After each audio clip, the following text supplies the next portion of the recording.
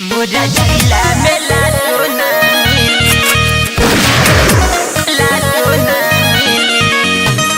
VIP studio Rasra Rasra.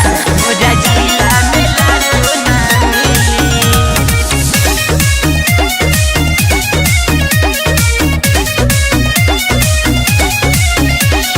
काहे तू देखावा तारा कौन पिस्तौल हो, जनुआ के देखब का हीरो वाला रोल हो। डेट करब काहे तू देखावा तारा कौन पिस्तौल हो, जनुआ के देखब का हीरो वाला रोल हो। ए हो कि हमें सिर न होवे उ बिल्ली, गोली मारब पहिले जाई दिल्ली। मोरा जिला में ला सोना मिली, गोली मारब पहिले जाई दिल्ली। मोरा जिला में ला सोना मिली जाई, मोरा जिला में ला सोना मिली।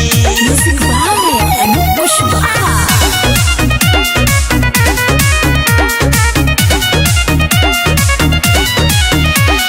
बड़ बड़ गुंडा आमोखिया डरेले, शेर हरदम चले अकेले।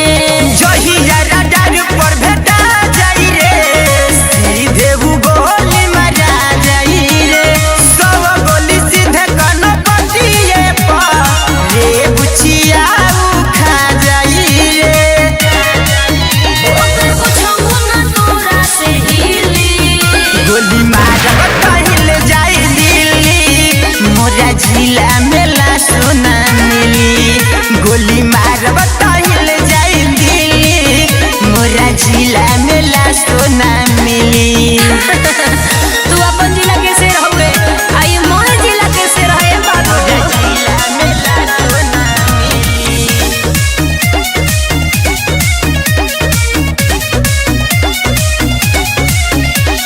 नामावा से वो कारा कापेले बदमाश हो, गोली बारूद पशु कर खास हो।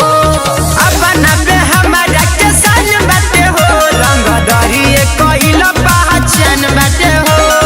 देखतानी के तनाव कर अपना ऊपर बहम गुमान बाटे हो। हम हई ओकर रसीली, गोली मारब पहिले जाई दिल्ली। मोरा जिला में ला सोना मिली, गोली मारब पहिले जाई दिल्ली। मोरा जिला में ला सोना मिली। केहू से न डरेला ए बाबू।